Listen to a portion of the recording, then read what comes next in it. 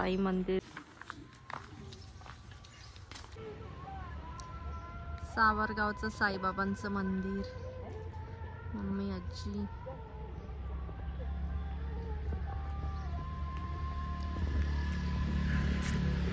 Hello, कसे आहात सगळेजण? पुन्हा एकदा माझ्या नवीन ब्लॉगमध्ये तुमचं सगळ्यांचं स्वागत आहे. हे छोटंसं फूल लावलं आहे मी. मम्मी आणि आजीला घेऊन आलेली आहे मी आता सावरगावला, सावरगावच्या साईबाबांच्या मंदिरामध्ये.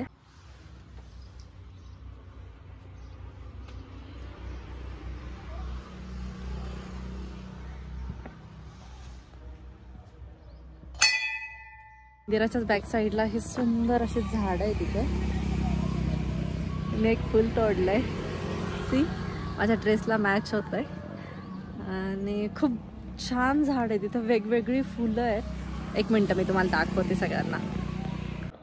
हे बघा,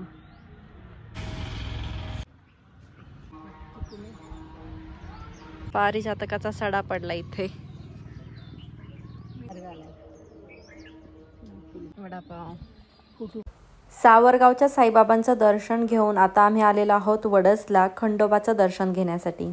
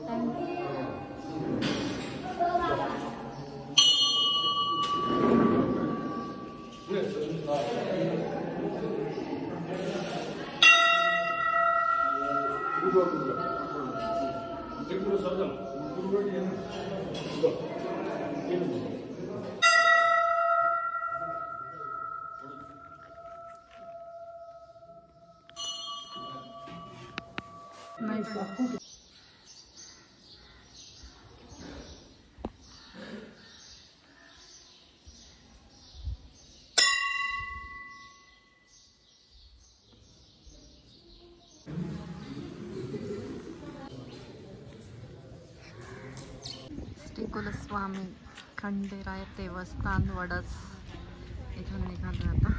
चलो,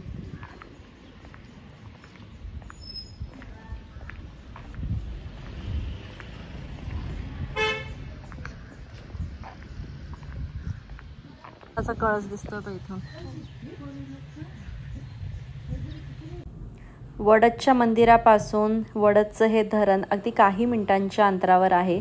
मंदिरात तुम्ही आलात कधी तर हे धरण पाहायला नक्कीच विसरू नका. मस्त भेळ वडापाव खातो. देऊ थांब घे, देऊ म्हटला. दे बरं, अजून पापडी आहे का बघ बरं त्याच्यात. हे बघ, हे बघ, हे घे, हे घे, जाऊ नको.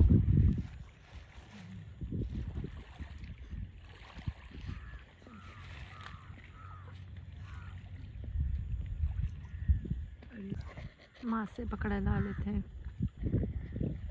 इकडे इकडे इकडे अबा, इथे ठेवते, अबा इथे ठेवते तुला खायला.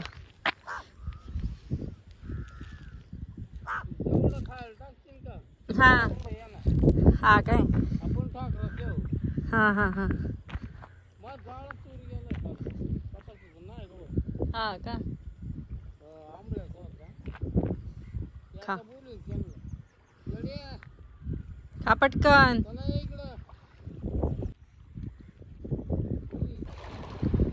पाण्याचा आवाज किती छान येतोय.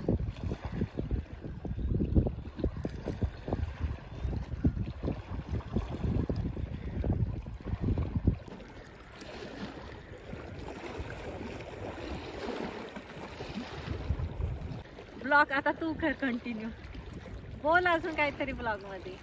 पडशील. काजल, कसं वाटतंय तुला इथे येऊन? मला खूप भारी वाटते. मला नाही जायचं इथून. मुक्काम करते का? हवा आहे. मुक्काम करते. यस, खूप गार हवा आहे आणि पाण्याचा इतका मस्त आवाज येतोय मधूनच. एकदम एकदम असं स्लो मध्ये एकदम पाऊस पडतोय आणि खूप भारी वाटतं. मग तिथं धुकं दिसतंय आणि बरोबर मधोमध येऊन बसली. वडदच्या धरणावरनं आल्यानंतर शिवनेरीच्या पायथ्याशी हे दत्ताचं मंदिर आहे. इथे आम्ही दर्शन घेतलं आणि आता आम्ही चाललेलो आहोत आजीच्या बहिणीच्या घरी.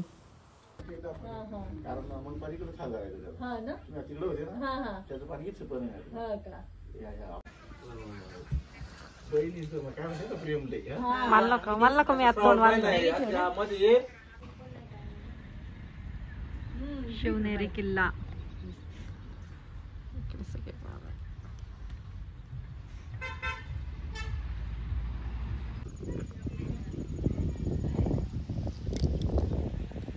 आजीच्या बहिणीचं घर आहे, आजीच्या मोठ्या बहिणीचं घर.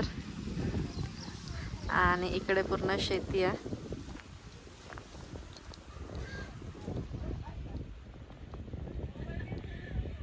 एंडला ते व्हाईट दिसते तिथपर्यंत शेती आहे पूर्ण.